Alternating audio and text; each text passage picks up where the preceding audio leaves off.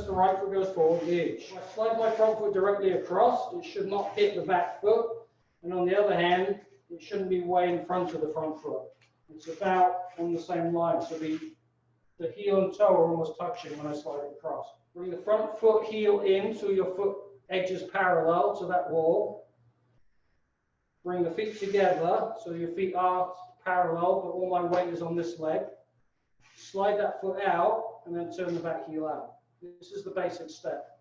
Front heel in so it's parallel to that wall. Feet together. Now my feet are parallel, but all the weight's on this leg. Out.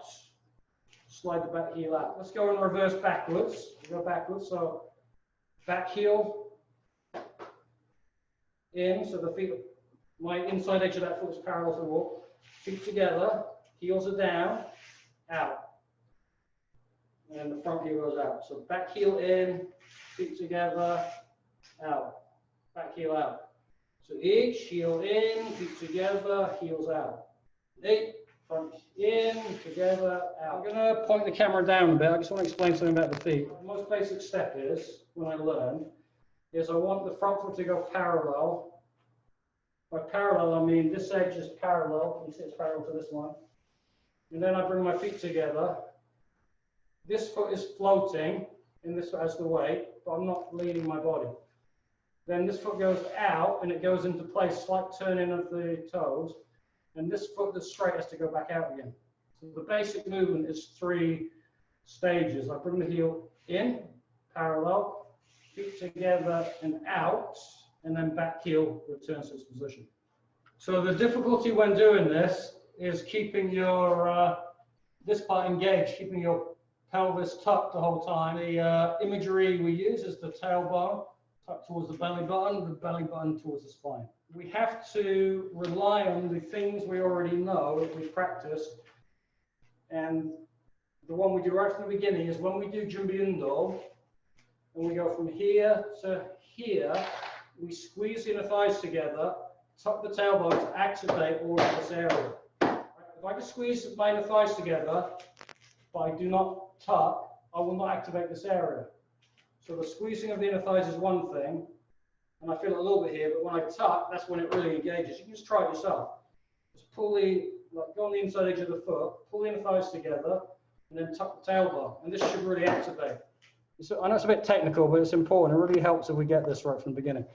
So when I move my heel in, what I'm really doing is drawing my inner thigh this direction. So I've already activated this and I've tucked the tailbone. So when I bring this foot in, this thigh is still pushing that way, and this one is moving that way. So now this is all tight. It remains tight and tucked, and then I come out, the same feeling, and I just return. So in that way, we can activate this the whole time. We sort of understand that stage. I don't go 1, then 2. This happens at the same time. So I move my heel in, and this heel is already moving. The action of moving this heel in and pushing this inner thigh into the center line also starts my other foot moving. So in fact, it becomes like one motion, 1, 2, as opposed to 1, 2. You often see people say that Sanchin takes a lifetime to master. I think it's a bit of an exaggeration, but you know, having said that, Sanchin is something you can practice. You continue practicing through your life, if you like, and through your karate training, because as you're doing it, it's changing all the time. As you change, it changes. So I'm not sure how you can master something that's, you know, I think you become Sanchin, it becomes you. Having said that, when you think about it, the movements are quite simple. They're almost like childish. You just do a couple of different things. There's only really 3 things that happen.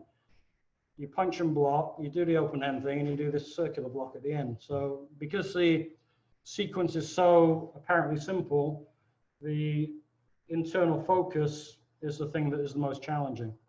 Hence the name Sanchin, 3 battles, three things to work on, 3 things to combine together.